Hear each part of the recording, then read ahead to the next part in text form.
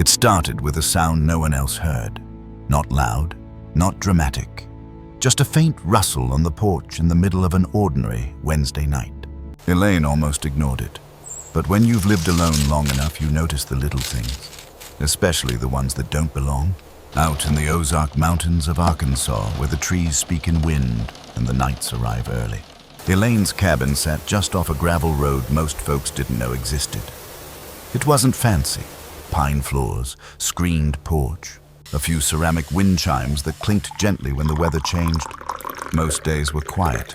Just the sounds of cicadas in the summer and distant woodpeckers in the fall. But that night in early November, the air sharp and damp with a coming storm, something changed. Elaine, now in her early 60s, had been pouring herself a cup of tea when Winston, her old orange tabby, suddenly froze by the window. He didn't growl, didn't run. He just watched, unblinking. That's when she heard it. Soft claws on wood, a kind of presence not human, but not quite wild either. Elaine hadn't always lived alone. She and her husband, Charles, bought the cabin when they were in their 40s, back when they thought retirement would be filled with road trips and loud family dinners.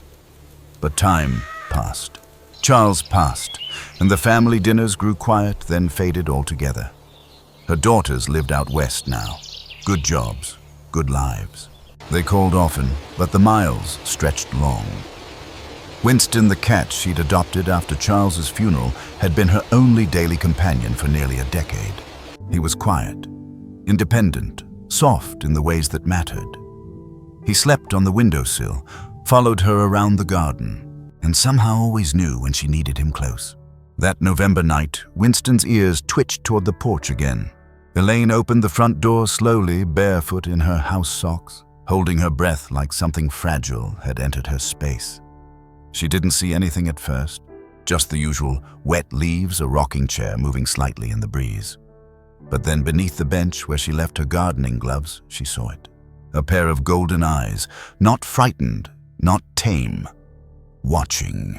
Elaine didn't scream. She didn't reach for a broom. She simply stood there, heart beating loud in her chest, trying to understand what she was looking at. A young animal. Not a domestic cat too large, not a dog too silent. Then it clicked. A bobcat, still small, thin from travel, soaking wet, likely just a few months old. In any other moment, she might have called animal control right away. But there was something about how still he was. Something about the way Winston hadn't run, hadn't hissed, hadn't even blinked. Elaine slowly backed into the house, left the door ajar, and poured some water into a shallow bowl. She slid it toward the edge of the porch, then stepped back and waited. He didn't move for a long time. Then, finally, cautiously, the young bobcat stepped forward and drank. Winston sat by the glass, just watching. Tail curled. No fear. "I don't know what made me do it," Elaine would say later. Maybe it was the way he looked at me, or maybe I just couldn't stand the idea of one more thing being alone in the dark. Bobcats, especially young ones, are highly elusive. They're not pets, not companions. And yet, in rare cases, when separated from their mother too early, some display social behavior for short windows of time, what biologists call imprinting elasticity. It's not meant to last, but sometimes under the right conditions. The wild lingers a little closer to the porch light. Elaine didn't sleep much that night.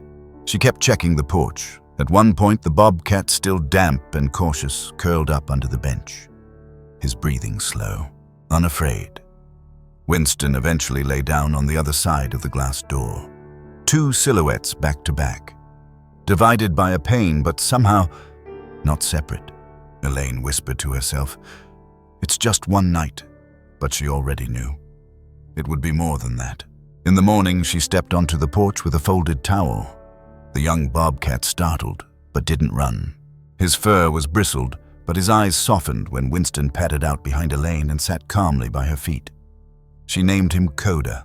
Something about the word felt round and kind.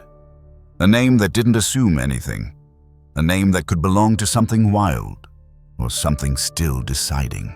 What surprised Elaine wasn't just that Winston accepted Coda.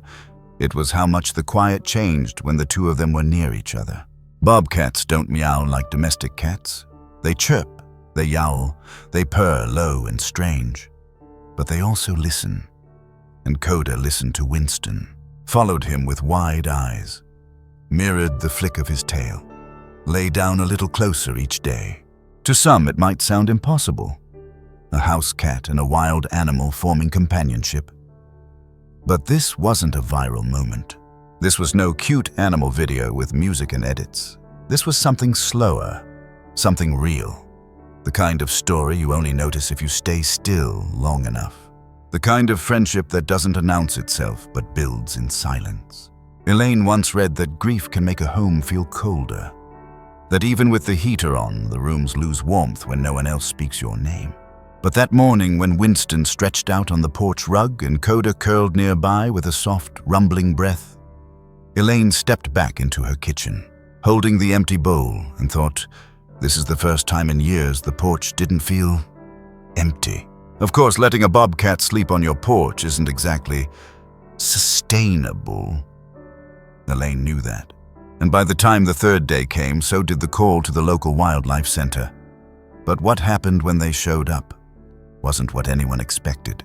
Have you ever had a moment where you just knew this isn't normal, but it feels right? We'd love to hear about it in the comments. Sometimes the wildest things we let into our lives are exactly what we needed all along. He didn't growl, he didn't bolt, he just looked at her, from inside the crate, like he didn't know whether to trust her or himself. The wildlife officer pulled into the driveway just after noon, tires crunching softly on gravel. Elaine stood on the porch, one hand resting on Winston's back, the other gripping her tea mug like a question she wasn't ready to ask. Coda was curled up by the steps, half asleep in the autumn sun. When the truck door opened, his ears twitched, but he didn't run. That told her something. He could still choose wildness, but for now, he was choosing them. In Arkansas, young bobcats found alone in residential areas are usually transferred to one of several licensed wildlife rehab centers. The goal is always rewilding.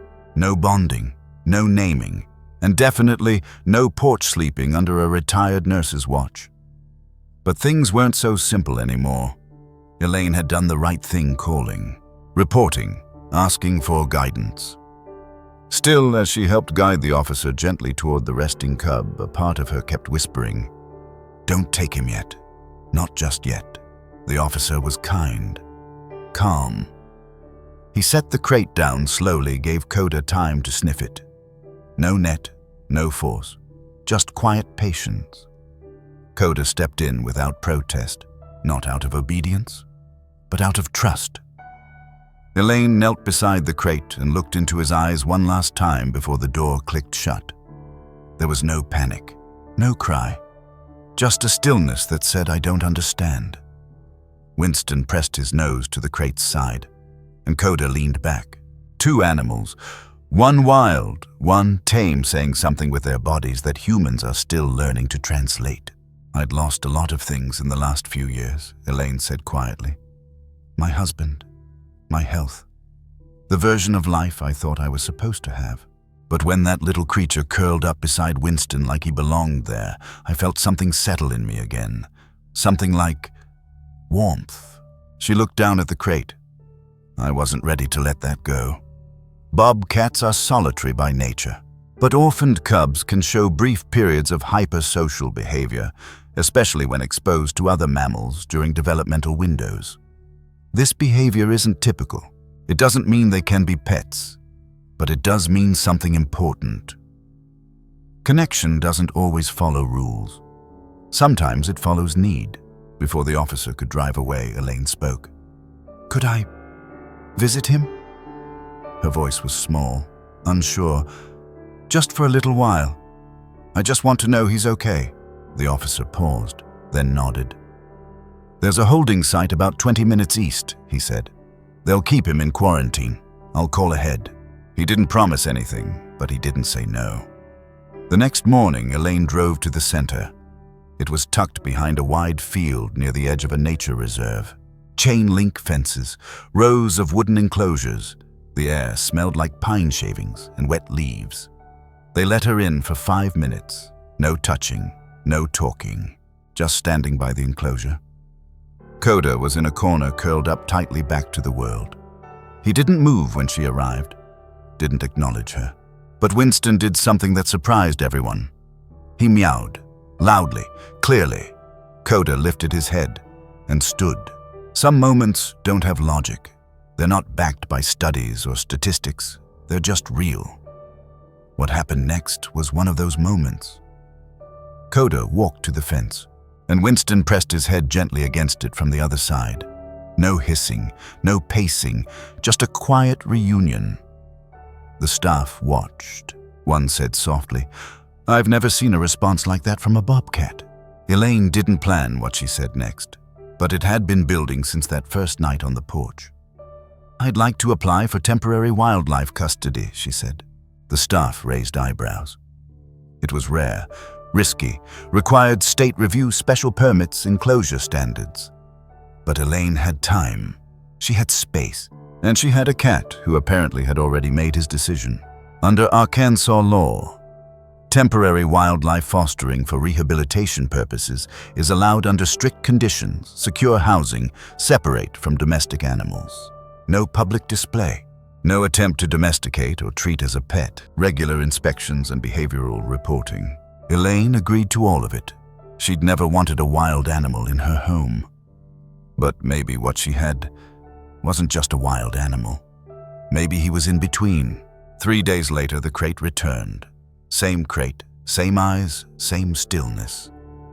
This time, when Elaine opened the latch, Coda didn't step out right away. He looked at her first, then stepped forward and brushed gently against Winston's side. It wasn't a hug, but it was close. That night, all three of them sat by the hearth. Elaine in her armchair, feet tucked under a blanket, Winston curled at her side. Coda just behind the rocking chair, half shadowed in firelight. No words, just the soft pop of logs, the steady rhythm of breath. A kind of peace you don't find often. A kind of bond that has no name. Bobcats aren't meant to be pets. This wasn't a bobcat rescue in the traditional sense. There was no grand reveal, no viral wild animal rescue footage. Just a woman, a domestic cat, and a young wildcat learning how to share space. No collars, no commands, no tricks, just companionship. Gentle, unearned, undemanding. "We keep looking for family in people who look like us," Elaine said later. "But sometimes family is just whoever shows up when you're hurting, whoever stays." The next few weeks passed gently. Winston and Coda found a rhythm. Elaine started to breathe again. But one morning the mail brought something unexpected.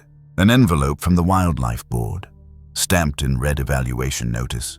Transfer recommendation. She sat on the porch letter, unopened hand trembling. Coda paced quietly behind the screen door. And Winston jumped onto her lap, as if to say, "Not yet." Have you ever had to let go of something before you were ready? Tell us below. Your story might help someone else feel a little less alone today. No sound, no growl, just two pairs of eyes meeting in the morning light, each waiting for the other to move first. For a long time, nothing happened, and that silence became the most surprising sound in the house. It happened before sunrise. The air inside the cabin was cool, tinted faintly blue from the fog pressing against the windows. Elaine was in the kitchen, still in her robe, waiting for the kettle to whistle. She'd forgotten to latch the door between the living room and the small hallway where Coda slept. When she turned around, Winston wasn't on his blanket. He was gone. And then she heard a soft scrape on the wood floor, a low breath, and the sound of something wild. Meeting something familiar. When she peeked around the corner, Winston and Coda were face to face. Neither hissed, neither fled. They just looked at each other. Two animals, one born of wild country and one from a quiet porch, each trying to read the other's language. Elaine froze. If she moved too quickly, it could all end claws, fear chaos. But nothing like that happened. Instead, Winston blinked. Slowly, calmly. Animal behaviorists call that a cat's trust signal. In feline language, a slow blink means, "I'm not here to fight." And what Coda did next, no one could have expected. He mirrored it, a single blink, then another. In the animal world, tension isn't always resolved through dominance. Sometimes it's curiosity that rewrites the script. Bobcats. Even young ones are wired to survive through observation. Before they attack or retreat, they study.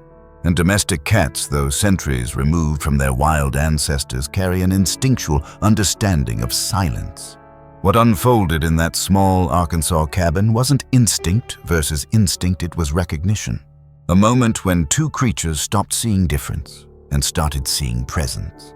Elaine held her breath, watching from the doorway. The kettle began to whistle behind her, sharp and intrusive, but she didn't move to stop it. The sound didn't even register. She was watching something she couldn't name. After losing her husband, she'd spent months trying to fill the silence in her house music radio, even the television running low through the night. But this silence felt different. It wasn't empty. It was alive. It felt, she later said, like watching forgiveness in real time. Coda took one small step forward. Winston didn't flinch. Another step, then Coda stopped a few inches away. For a moment, he turned his head toward the window where the first light touched the curtains. The light reflected in both of their eyes, amber and green, and in that reflection they almost looked the same. Elaine could barely breathe. The bobcat lowered his head slightly, unsure. And then Winston moved closer, brushing his side gently against Coda's shoulder, as if to say, "You belong here for now." People often talk about wild animal rescue as if it's about saving something helpless. But maybe it's about remembering something we've lost in ourselves, the ability to be still enough to connect without words. Coda wasn't being tamed. He was being seen. And Winston wasn't acting like a guardian. He was being understood. This wasn't friendship yet. It was permission, the first fragile thread in something that would change all three of them. Later that day, Elaine found herself sitting on the porch steps, the crate door propped open beside her. Coda had wandered into the living room and fallen asleep near Winston's rug. No walls between them now. She thought about calling the wildlife officer to report the unauthorized interaction, but she didn't. She looked at Winston, curled on the rug, and thought about how grief sometimes teaches you to keep too much distance between yourself and others, between comfort and risk. Maybe, just maybe, this was the first time in years she'd chosen not to close a door. In cross-species animal behavior studies, scientists often speak of empathic mirroring. When animals coexist under gentle, stress-free conditions, they can synchronize behaviors, resting together, mimicking sounds, even matching breathing rhythms. It's not the same as human empathy, but it echoes it. Its survival softened into companionship. And what happened between Winston and Coda that morning was a perfect example of that rhythm. A moment of shared trust built not on training or ownership, but on stillness and observation. It's why in wildlife rehabilitation experts sometimes use surrogate companions, older animals who teach the young what calm feels like. Without meaning to, Winston had become that. That evening, Elaine sat by the window with a cup of tea, watching them. Winston on the sill, Coda on the floor beneath him, both staring at the same patch of light fading through the trees. No drama. No chaos, just quiet. That gentle rhythm of two animals breathing in the same space, one tame, one wild, but neither afraid. Outside, a gust of wind moved through the woods. Leaves danced. Somewhere far away, another bobcat cried a haunting sound that reminded Elaine just how thin the line between freedom and safety really is. Coda's ears twitched. He didn't run. He just listened, then slowly he looked back at her. And in that look was the question she hadn't dared to ask herself yet. When the time comes, will you let me go? That night, after they'd both fallen asleep, Elaine walked quietly through the house. Every small sound, the creak of a floorboard, the faint snore from Winston, the steady breathing of Coda, felt like a heartbeat. Grief had made her believe she was finished building bonds, that her story was winding down. But watching these two unlikely companions learning how to coexist, she realized something vital. Connection doesn't care about species, or age, or endings. It just asks you to stay open long enough to notice it. The following week brought rain. Coda's instincts began to shift. He started pacing by the back door, watching the forest beyond. Winston followed him, curious but calm, tail flicking slowly like a metronome for patience. Elaine could sense that something in Coda was changing. The wild inside him was stirring again, and soon she would have to face what that meant. But for now, she let the two of them sit together by the door, shoulder to shoulder, watching the rain slide down the glass. Have you ever witnessed two beings who shouldn't get along simply decide to trust each other? Tell us below. Sometimes the quietest acts of understanding are the ones that teach us how to begin again. It wasn't sudden. There was no single moment when Coda and Winston became family. Instead, it happened in fragments, small, almost invisible gestures woven together like threads no one saw being stitched. Until one day, it was just true. They belonged to each other. After that quiet morning when the two first met without fear, something began to shift, not dramatically, but deeply. The air in the house felt different. Not louder, not busier, just shared. Winston, ever the quiet observer, didn't push. And Coda, though clearly still wild in his bones, seemed to choose Winston's company more often than not. They didn't cuddle. They didn't play. Not at first, but they were rarely apart. It started in small ways. Coda would sit by the window Winston liked most, his large paws curled under copying the posture. He'd flick his tail in the same rhythm, tilt his head the same way. Then one morning, Elaine noticed something new. Coda was grooming himself with short, deliberate strokes, nearly identical to how Winston cleaned his fur each evening. She smiled to herself. I think he's learning how to be here, she whispered, more to herself than anyone.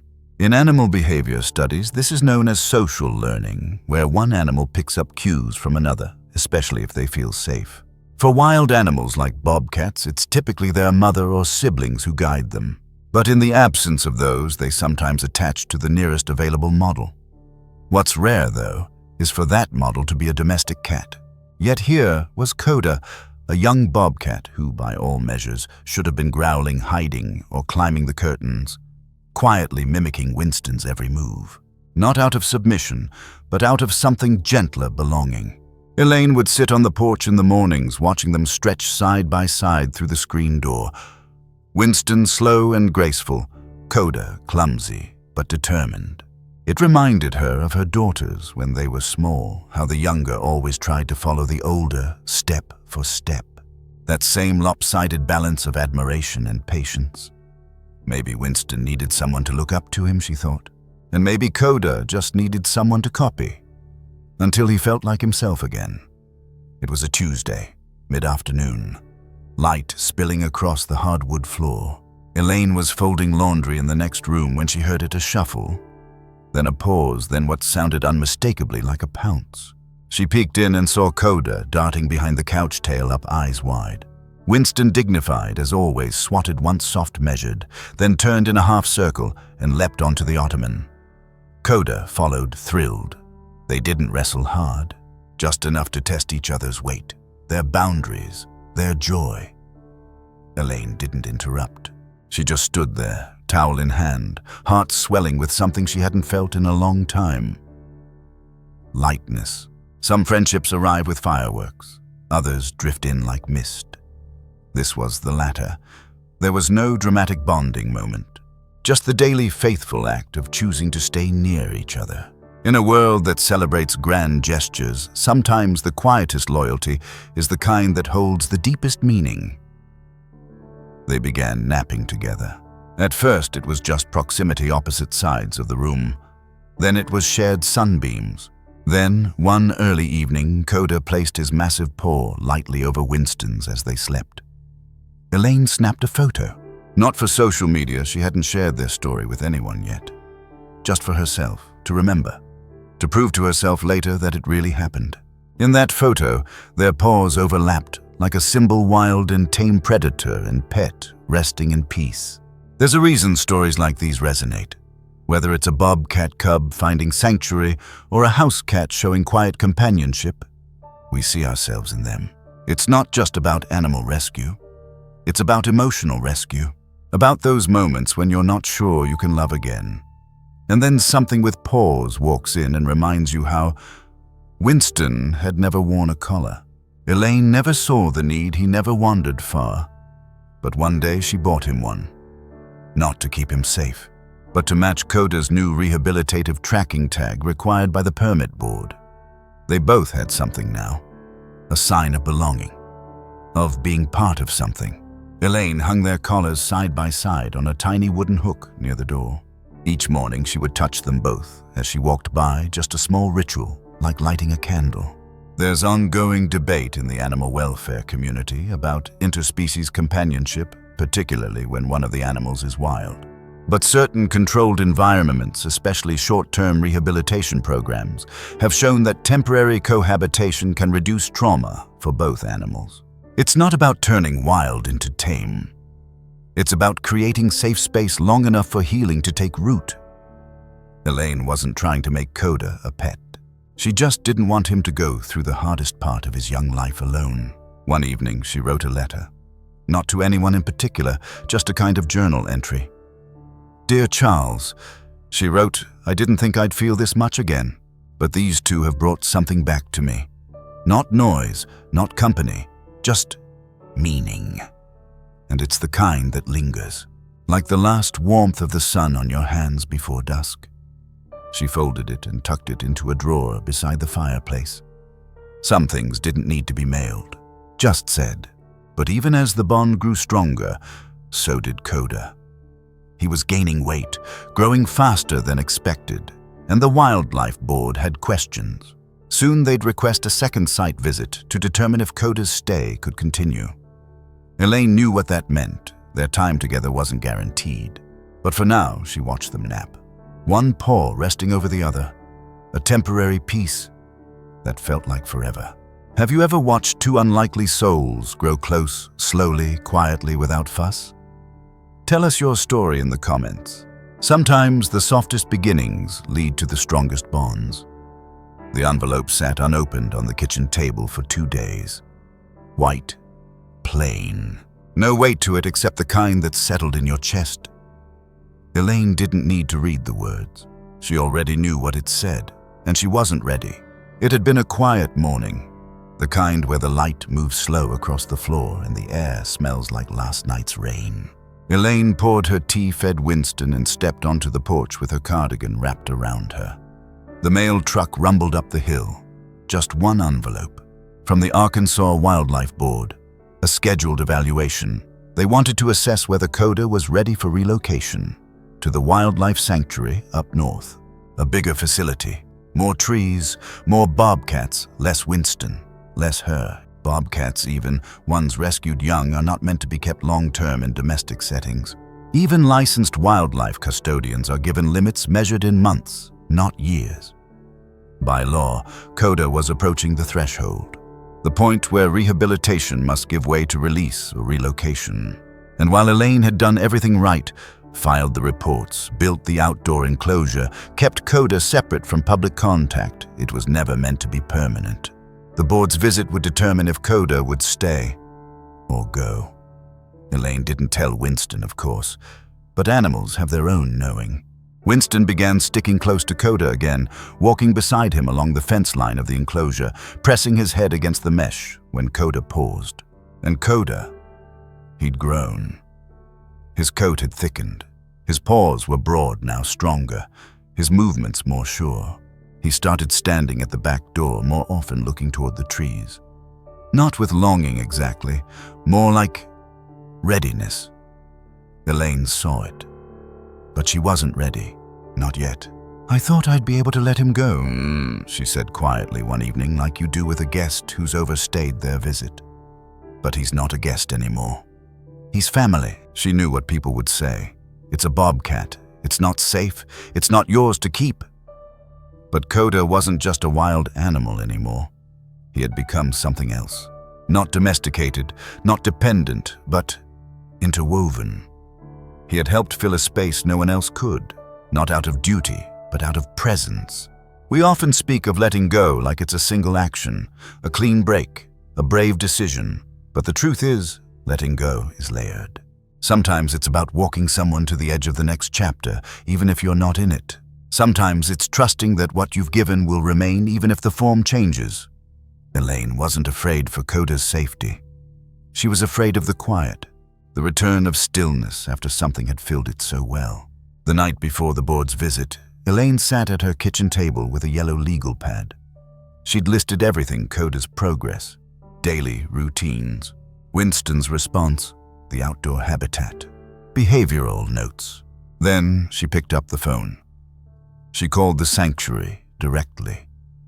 A woman answered, warm, voice calm.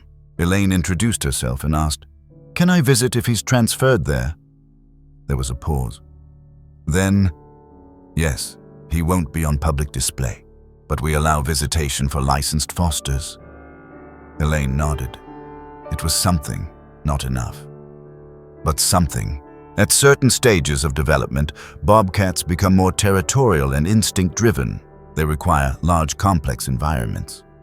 Trees to climb, prey to chase, sounds that aren't filtered through glass. Even the best human care can't replicate that. It can support it for a while, but not forever. Wild animals, even rescued ones, are wired for complexity we can't provide long-term. That's why sanctuary transfers exist not as punishment, but as continuation, a new stage of care, one where the human steps back. Elaine decided to send one thing with him if the transfer went through: a blanket, not a fancy one, just an old cotton throw Winston used to sleep on, the one they'd shared during their first winter together. She folded it carefully, placed it in a paper bag, and wrote Coda on the outside. That night she left it by the crate. Coda sniffed it, then curled into it, and in that moment she felt both heartbreak and peace.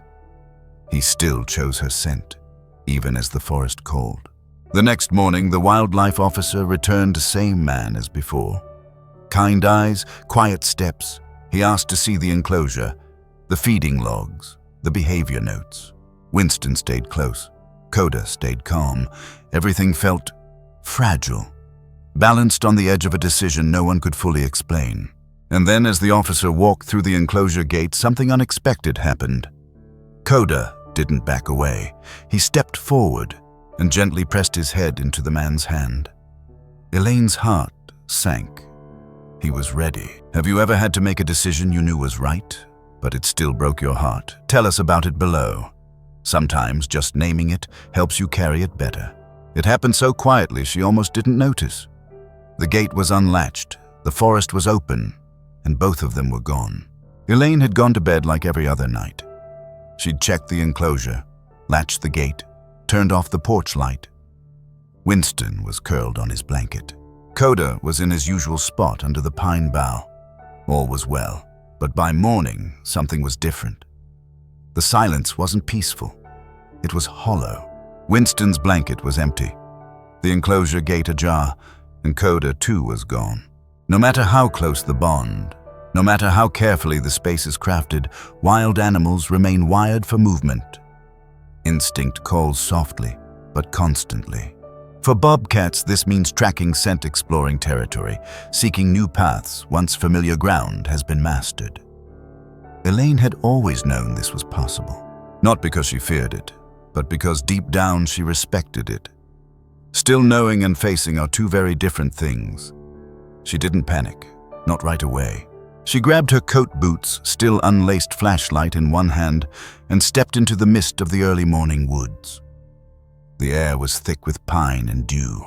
Branches hung low, holding last night's rain like secrets. She called Winston's name first, soft, steady, no shouting. Then she paused, listened, and called again. "Coda, sweetheart, come on back." No response, just the hush of the forest holding its breath. As she moved between the trees, Elaine felt a familiar ache rise in her chest. It wasn't fear. Not exactly. It was something older. The ache of searching for something you love, knowing you might not find it where you left it. She'd felt it before. In hospital waiting rooms, in old bedrooms after the children had gone. In the middle of the night when the only sound was your own heart wondering what comes next. And then just past the old stone fence line where the forest opened into a clearing, she saw him. Coda. Still, watchful, ears pricked. He didn't run. didn't flinch. He just looked at her, and then slowly he turned his head. Winston was there too, sitting a few feet away, calm as ever. Not lost, not frightened, just present. Elaine exhaled for the first time in what felt like hours. She expected to be the one searching, to be the one leading them home. But in that clearing, something turned gently upside down. Coda wasn't waiting for her instructions. Winston wasn't following her worry. They were together, watching her, holding still, giving her the choice. It was as if they'd gone ahead not to leave her, but to show her she could trust what she'd built. Wild animals, especially bobcats, are territorial by nature. But territory doesn't always mean distance. Sometimes it's about defining safety, mapping trust. Coda hadn't run. He had expanded, testing the edges of his known world the way young wildcats do before claiming land. And Winston, his quiet companion, had gone with him, not out of instinct, but out of bond. What they shared wasn't ownership, it was companionship, one wild, one tame, one exploring, one grounding. Elaine crouched slowly in the clearing, not reaching out, just grounding herself in their presence. Then quietly she stood, turned, and walked back the way she came. She didn't call, and within a few steps she heard the rustle. Faint paws on damp earth, 2 sets, not one. No leash, no command, just choice. They followed her, back through the trees, back toward the light rising behind the cabin. She didn't look over her shoulder. She didn't have to. That evening, Elaine left the enclosure gate open, not out of forgetfulness, not out of surrender, but as a message. You're free to stay. You're free to go. And whatever you choose, this will always be home. The forest room wasn't just a structure anymore. It was a promise, a space that honored instinct without erasing connection. All my life I thought love meant holding on, she later wrote in her journal. But maybe it's just walking far enough with someone that they feel brave enough to walk alone, and choosing to wait without needing to follow. This wasn't the kind of wild animal rescue most people expected. There were no cages, no spotlights, no dramatic releases. Just 2 animals, one bobcat, one domestic cat, navigating the quiet terrain of trust, learning from each other, mirroring instincts, resting in the soft edge between wilderness and home. And a woman who learned that sometimes companionship isn't about keeping, it's about walking beside. But time never stops. And the final letter did arrive. Coda had been cleared for transfer. The sanctuary had space. The transport date was set. Elaine stood on the porch holding the envelope. The forest rustled behind her. Coda and Winston lay curled together in a patch of dappled sun. They didn't know. Not yet, but they felt it. Change was coming. Have you ever chosen to trust even when it meant letting someone or something walk ahead of you? We'd love to hear your story in the comments. Sometimes the bravest love is the kind that walks behind, not in front. It wasn't the goodbye that broke her. It was the way Coda looked back just once before stepping into the crate. Not with fear, not with regret, but with a kind of stillness, like he knew they'd already had what mattered. The day was mild. Early spring. The dogwoods were blooming and the wind moved gently through the tall grass behind the cabin. The transport vehicle came quietly. No flashing lights, no commotion. Just a white van with the sanctuary's seal printed on the side and 2 staff members who walked with care and quiet voices. Coda was ready. That much was clear. He didn't pace, didn't resist. He'd grown into his instincts, muscles filled out steps, more deliberate, eyes older somehow. Elaine had seen it coming. She had felt it in the way he looked toward the tree line more often. The way he moved around the forest room like it was no longer a place of learning, but one of memory. Winston sat nearby, not intervening, not hiding, just watching, companion to the end. Elaine knelt beside the crate before the gate shut. She didn't cry, not yet. She just slipped in a folded piece of cloth, the blanket they had shared, and one of Winston's whiskers found days earlier on the porch and kept tucked in her apron pocket. "I don't know if you'll miss us," she whispered, "but we'll remember you, that part's certain." and then he was gone. For many, animal rescue is about saving a life, but for some it's about releasing one. Coda had never been meant to stay. Bobcats are wild by nature. They belong to landscapes that stretch wide and breathe deeply, forests, not fences.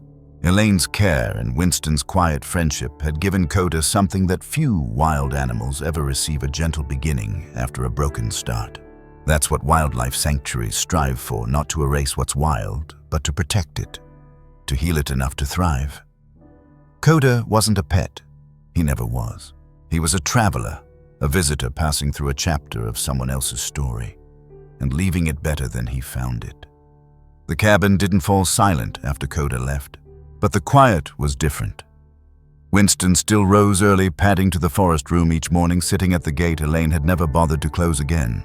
Sometimes he meowed, sometimes he just sat. Elaine kept Coda's food bowl on the porch rail for a while, even though she knew nothing would come for it. She just liked the shape of it there.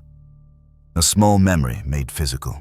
And on cool evenings, she'd make tea, wrap herself in the blanket they'd all once shared, and sit in the chair where she'd watch the two of them nap beneath the pines.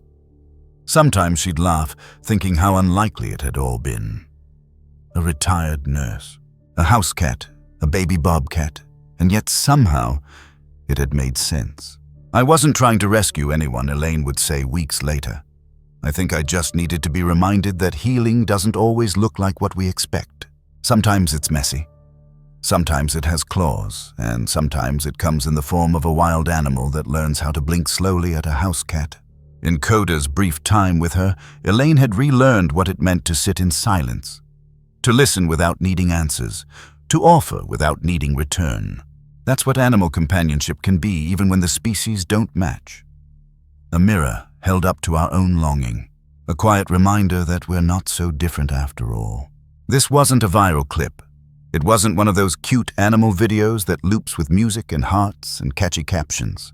This was a real story, a human story, a wild animal story. One where healing went both ways, where trust wasn't earned through treats but time, where a cat taught a bobcat how to share a space. And a woman still quietly grieving found her way back to the world, not through words, but through presence. That's the thing about connection. It doesn't always ask for understanding.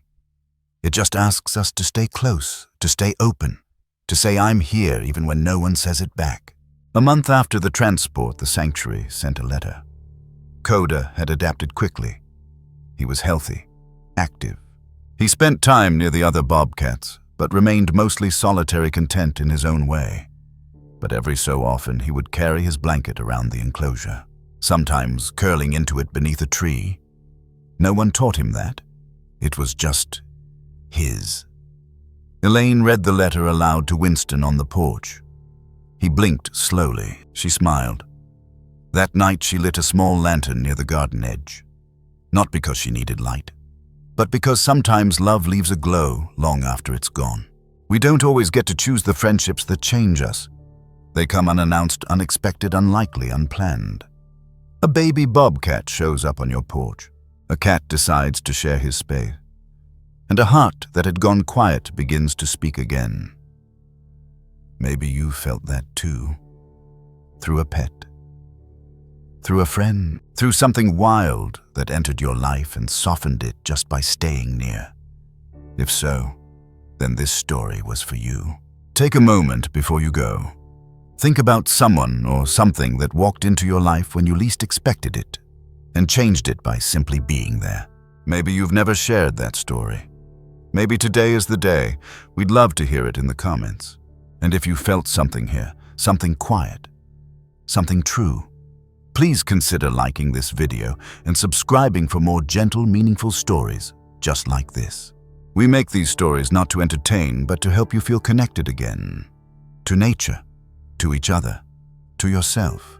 If you'd like to help rescue and heal wild animals like Coda, you can leave a super thanks below or donate through the link in the description. Your support helps build forest rooms, blankets for baby bobcats, safe places for second chances. From all of us, thank you for watching, for caring, and for believing that even the wildest hearts sometimes just need a place to belong.